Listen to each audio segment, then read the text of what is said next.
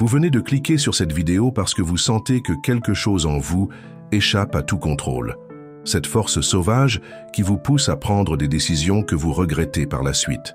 Ce désir qui semble avoir sa propre vie et qui vous rend otage de vos impulsions les plus primitives. Faites attention car dans les prochaines minutes, je vais vous révéler le secret de Carl Jung sur le désir masculin que 99% des hommes ne parviennent pas à gérer. C'est comme avoir une rivière impétueuse qui coule en vous. Si vous ne savez pas canaliser cette force, elle débordera et détruira tout autour d'elle.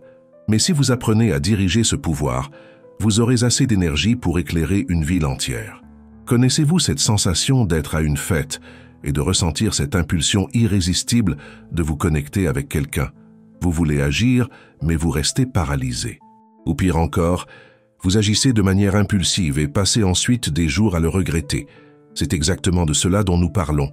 Vous n'êtes pas faible. Vous n'avez simplement jamais appris à gérer la force la plus puissante qui existe en vous. La vérité est que la plupart des hommes vivent une vie de désespoir silencieux. Ils sentent cette énergie pulser, mais ne savent pas quoi en faire. Certains essaient de la réprimer. D'autres la laissent prendre le dessus complètement. Les deux chemins mènent au même endroit. Frustration, culpabilité, et ce sentiment que vous ne serez jamais l'homme que vous pourriez être. Vous reconnaissez-vous là-dedans? Je vais vous raconter quelque chose que peu de gens savent. Après plus de 10 ans à plonger dans la psychologie analytique de Jung et à appliquer ses principes au développement masculin, j'ai remarqué un schéma que presque personne ne parvient à déchiffrer. Jung a découvert quelque chose sur le désir masculin qui est si profond que la plupart des psychologues modernes préfèrent ignorer. C'est une connaissance ultra rare qui peut transformer complètement votre relation avec votre propre pouvoir. Comprenez une chose, le désir n'est pas votre ennemi, c'est la force vitale qui vous anime. Le problème est que vous n'avez jamais appris la différence entre être animé par lui et être dominé par lui. C'est comme la différence entre monter un cheval sauvage et être traîné par lui. Les deux impliquent la même énergie puissante, mais les résultats sont complètement différents. Maintenant, je vais partager avec vous les 5 piliers que Jung a découverts sur le désir masculin. Chacun d'eux est une clé pour débloquer un niveau différent de maîtrise de soi. Faites très attention car ce n'est pas une théorie abstraite. C'est une connaissance pratique que vous pouvez appliquer dès aujourd'hui. Premier pilier, la nature archétypale de votre désir. Jung a découvert que le désir masculin n'est pas seulement biologique, il a des racines profondes dans ce qu'il appelait l'inconscient collectif. Imaginez qu'en vous existe un programme ancestral qui a été affiné par des millions d'années d'évolution. Ce programme a un but, assurer votre survie et votre propagation. Mais voici le problème. Vous vivez en 2025, pas dans la savane africaine. Votre cerveau primitif pense toujours qu'il doit rivaliser avec d'autres mâles pour des ressources rares. Il pense toujours qu'il doit prouver sa valeur constamment. C'est pourquoi vous ressentez ce besoin compulsif d'impressionner, de conquérir, de dominer. Ce n'est pas une faiblesse, c'est une ancienne programmation qui opère dans un monde nouveau. La clé est de comprendre cela sans jugement, reconnaître que cette force existe et a un but évolutif, mais que vous pouvez choisir comment l'exprimer dans le monde moderne. Cela a-t-il du sens pour vous? Deuxième pilier, le rôle de votre ombre, c'est le concept le plus mal compris de Jung. L'ombre n'est pas seulement le côté obscur, c'est tout ce que vous avez réprimé pour être socialement accepté, y compris des aspects de votre désir qui ont été considérés comme dangereux ou inappropriés. Pensez-y, depuis votre enfance, on vous a appris à être gentil, poli, contrôlé. Mais qu'en est-il de cette partie sauvage? Cette agressivité naturelle? Ce désir brut et primitif? Tout cela a été refoulé dans l'ombre. Le problème est que ce que vous réprimez ne disparaît pas. Il se manifeste sous des formes déformées. Cela devient une rage explosive. Cela devient des addictions. Cela devient ce sentiment de vide, même lorsque vous obtenez ce que vous voulez. Jung disait que vous devez intégrer l'ombre, pas la détruire. C'est comme faire la paix avec un ennemi puissant et le transformer en allié. Lorsque vous embrassez ces aspects rejetés, ils cessent de vous saboter et commencent à vous servir. Pouvez-vous sentir la différence? Troisième pilier. La différence entre le désir instinctif et le désir avec un but. Voici un secret que presque personne ne perçoit. Tout homme a 2 types de désirs opérant simultanément. Le premier est le désir instinctif. C'est cette volonté immédiate, viscérale, qui vient de votre cerveau reptilien. Voir, vouloir, prendre. C'est une pure impulsion sans direction. Le second est le désir avec un but. C'est lorsque cette même énergie est canalisée vers quelque chose de plus grand que vous-même. Jung appelait cela le processus d'individuation. C'est lorsque vous cessez d'être esclave de vos impulsions et commencez à les utiliser comme carburant pour construire quelque chose de significatif. La différence est subtile mais cruciale. Le désir instinctif vous laisse vide après avoir été satisfait. Le désir avec un but vous remplit même pendant le chemin. L'un vous asservit, l'autre vous libère. Lequel des deux commande votre vie maintenant? Quatrième pilier. Comment intégrer votre côté sauvage sans en devenir l'esclave? C'est le point où la plupart des hommes échouent. Ils pensent qu'ils doivent choisir entre être le gendre idéal ou le bad boy incontrôlable. Jung a découvert que c'est une fausse dichotomie. La véritable maîtrise vient de l'intégration. Imaginez un samouraï. Il a en lui toute la férocité d'un guerrier, mais il a aussi la discipline d'utiliser cette force uniquement quand c'est nécessaire. Il ne réprime pas sa nature violente, il la raffine. C'est ce que vous devez faire avec votre désir. Reconnaître sa nature sauvage, l'honorer, mais aussi développer la conscience pour la diriger. Cela ne se fait pas du jour au lendemain. C'est un processus.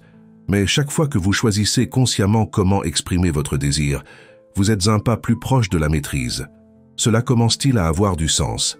Cinquième pilier, le chemin de l'individuation comme clé pour maîtriser le désir. Jung croyait que tout homme a un destin unique, un chemin que seul lui peut parcourir. Il appelait cela le processus d'individuation. C'est lorsque vous cessez d'essayer d'être ce que les autres attendent et commencez à devenir qui vous êtes vraiment. Voici la connexion avec le désir. Lorsque vous êtes aligné avec votre but le plus profond, votre désir se transforme. Il cesse d'être une force chaotique qui vous tire de tous les côtés. Il devient une boussole interne qui pointe toujours vers le vrai nord. Vous ressentez toujours de l'attraction. Vous voulez toujours des choses. Mais maintenant, ces volontés sont subordonnées à quelque chose de plus grand. C'est comme la différence entre une rivière sans rive qui inonde tout et un canal bien dirigé qui génère de l'énergie hydroélectrique. La force est la même. Le résultat est complètement différent. Pouvez-vous visualiser cela dans votre vie? Maintenant, je vais vous enseigner le cadre que j'ai développé basé sur Jung. Je l'appelle la méthode des 3 C du désir conscient. Ce sont 3 étapes simples mais profondes que vous pouvez commencer à appliquer dès aujourd'hui. Premier C, confronter. La plupart des hommes fuient leurs désirs les plus profonds. Ils ont peur de les regarder en face, mais vous ne pouvez pas maîtriser ce que vous ne connaissez pas. La première étape est d'avoir le courage d'affronter vos impulsions les plus primitives, sans jugement.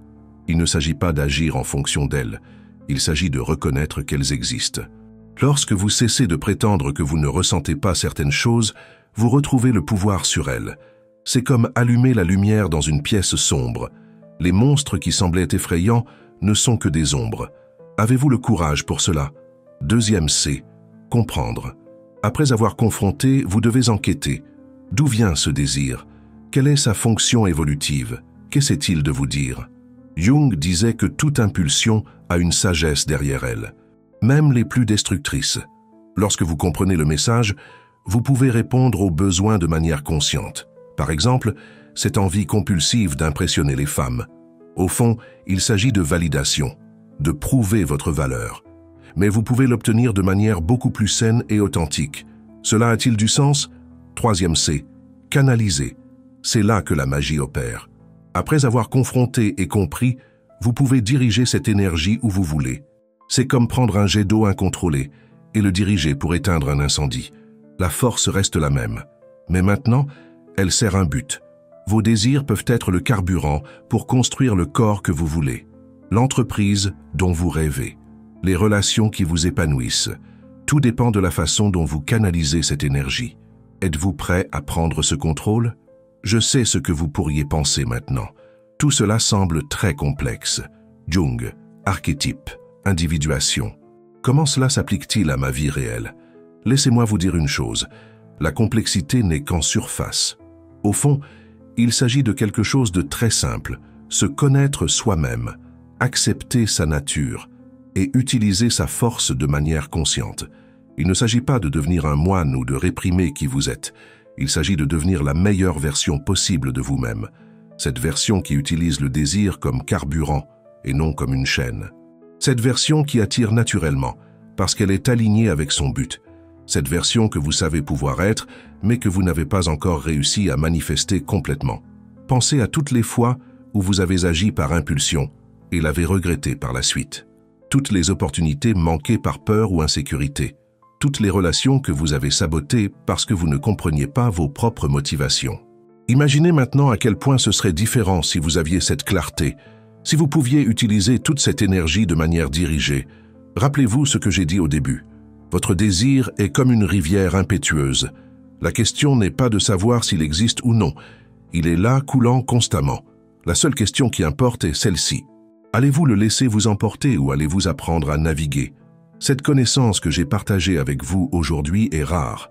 Peu la recherchent, moins encore l'appliquent. La plupart préfèrent continuer à être victimes de leurs propres impulsions. Il est plus facile de blâmer les hormones, la société, les femmes. Mais vous êtes arrivé jusqu'ici. Cela montre déjà que vous êtes différent, que vous êtes prêt à assumer la responsabilité de votre propre énergie vitale. Le chemin n'est pas facile. Confronter votre ombre peut être inconfortable. Comprendre vos schémas les plus profonds exige du courage.